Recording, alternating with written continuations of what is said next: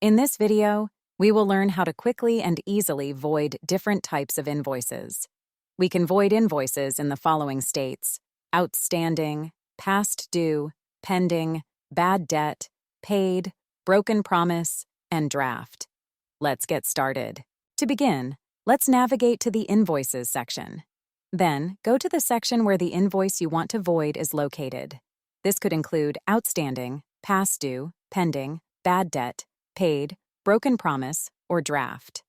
For this video, I'll demonstrate using the outstanding section as an example. Click on the invoice ID you want to void. This will take you to the invoice details page. Next, click the More button and choose Void Invoice. A confirmation box will appear. If you wish to cancel, click Cancel or close this box. To proceed with voiding the invoice, click the OK button. Let's see what happens. Congratulations! We've successfully voided an invoice in just a few simple steps. Want to learn more tips and tricks on how to use Blixo? Please like and subscribe. Not a Blixo customer yet? Want to grow sales, manage subscriptions, improve retention, and automate accounting? Sign up for Blixo today by visiting Blixo.com.